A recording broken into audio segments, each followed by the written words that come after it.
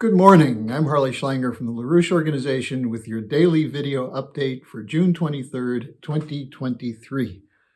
Today's Friday, so I'm taking your questions, and I'll be taking essentially one question because many of you have written in, both as comments and questions, what's going on with the Ukrainian counteroffensive? What's the progress? Is this going to work? If it's not going to work, why are they insisting on it? Now, I think we can look at this as Kiev's charge of the Light Brigade as related to the results that they've had so far.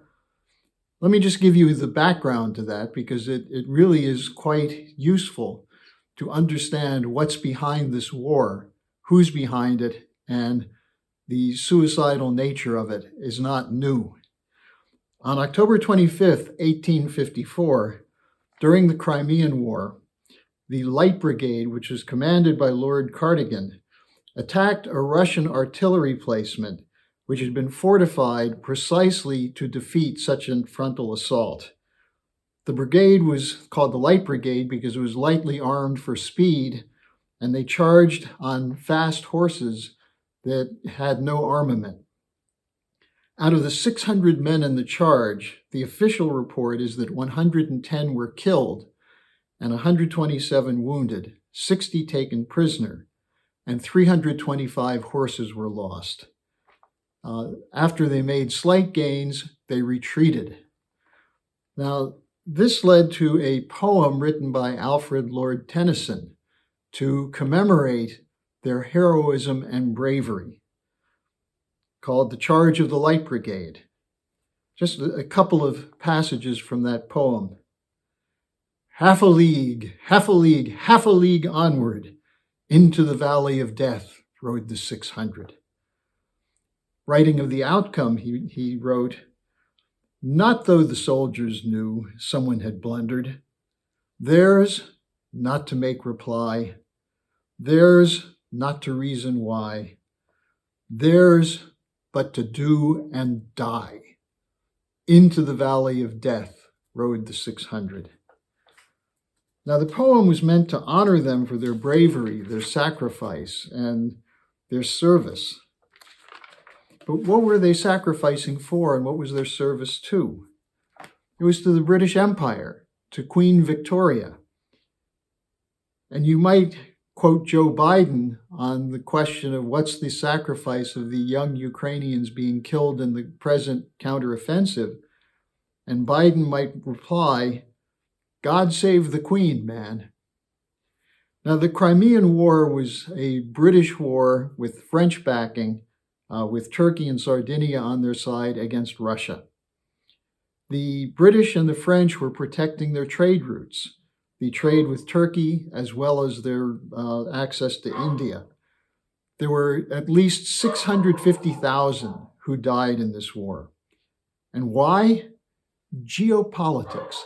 Palmerston was directing an assault by the British Empire on any threat to British trade routes, British control of trade, British financial hegemony, and so on, including organizing the South, support for the South against the North in the US Civil War.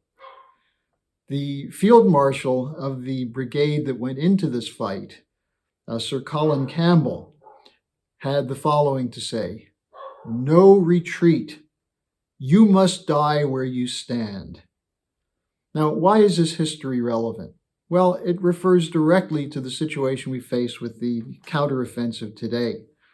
There was an article posted on Sheer Post by Code Pink anti-war activists Medea Benjamin and Nicholas Davies called "The Silent Slaughter of the Flower of Ukraine's Youth." I want to read some quotes from it because it's actually very clear what's going on now with the counteroffensive, at least up to this point. They report that, quote, "On the advice of British military advisors in Kiev, Ukrainian troops were sent forward without air support or demining operations. The results have been predictably disastrous," unquote. They cite a senior European military official in Kiev who said, quote, "We tried to tell them to stop these piecemeal tactics, define a main thrust with infantry support, and do what they can. But they were trained by the British, and they're playing light brigade, unquote. Benjamin and Davies write that such a violation of the basic rules of military tactics comprises a suicide mission. And of the disregard for those lives sent into battle, they say that they are deliberately sacrificing, quote, the flower of Ukraine's youth in a proxy war. They will not send their own children or grandchildren to fight. And that reflects the moral bankruptcy of the US and NATO political leaders. I think that actually states very clearly what's going on. Now, in terms of the actual counteroffensive, the CNN had a report from their so-called experts. And what they said is that Russian lines of defense have been proving well fortified, making it difficult for Ukrainian forces to breach them. In addition, Russian forces have had success bogging down Ukrainian armor with missile attacks and mines and have been deploying air power more effectively. And what does the clown prince of Ukraine, Volodymyr Zelensky, say about this? We told the BBC yesterday, when asked about the counteroffensive, demeaning those who are critical of it, he said, quote, some people believe this is a Hollywood movie and expect results now. It's not a Hollywood movie. He said, Ukrainian advances have been slower than desired. Whatever some might want, including attempts to pressure us, with all due respect, we will advance on the battlefield the way we deem best. Now, Zelensky is operating under essentially dictates coming from NATO, that they must make progress if they want to keep getting money and arms.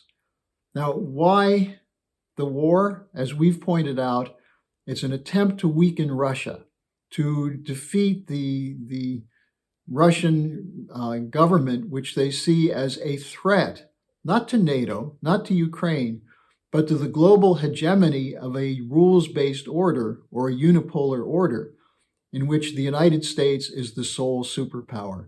That's why they're threatening China, and that's why they're arming Ukraine and sending the Ukrainian youth to their death to weaken Russia.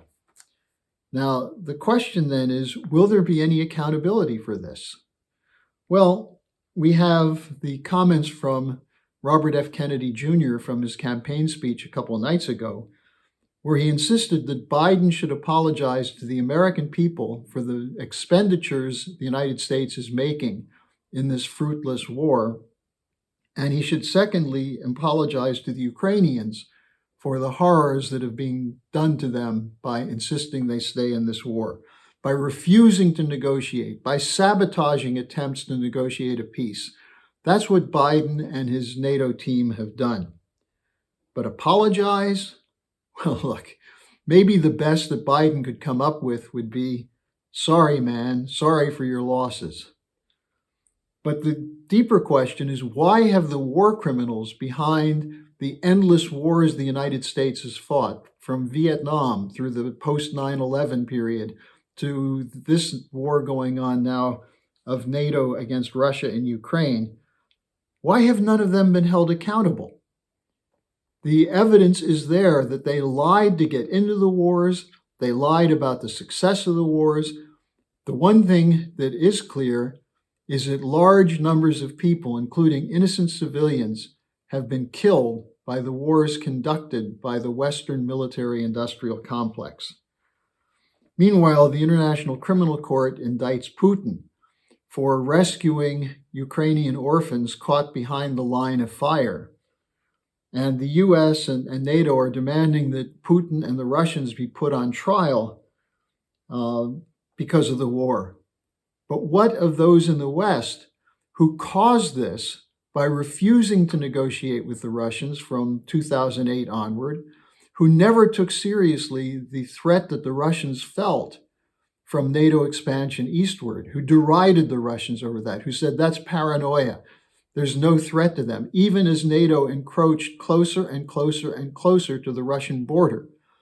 What of the analogy that President Kennedy took action in 1962 over the deployment of Soviet missiles off the coast of the United States that at that time risked a war with the Soviet Union? But he used that as an opportunity to negotiate a far-reaching agreement, the Limited Test Ban Treaty, and to open channels of communication with the Soviet leaders.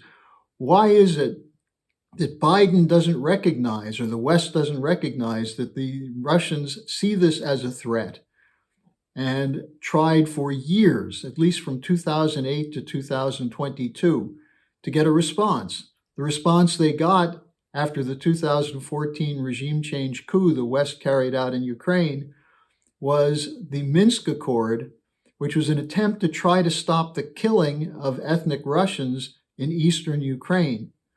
And what was the result of that? The West lied again.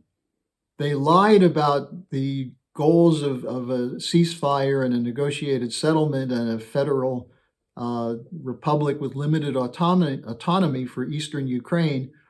But they admit afterwards that they were using the time to build up Ukrainian military forces.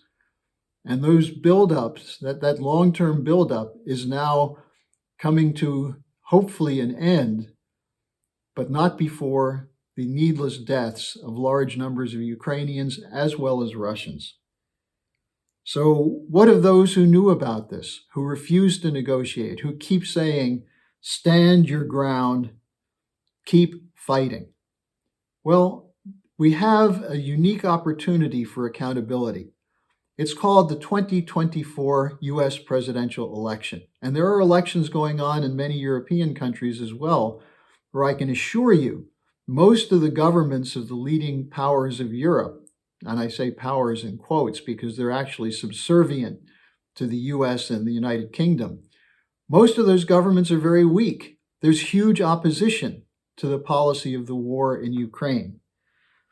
In the United States, we have two leading candidates, Donald Trump on the Republican side, the former president, and Robert F. Kennedy Jr. on the Democratic side, who are openly critical of the refusal to negotiate, the refusal to go for a diplomatic solution, and have both expressed deep anger at the lives being lost for the sake of the U.S. hegemonic power.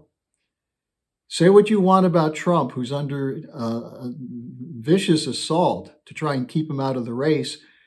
He's gaining support because of that attack.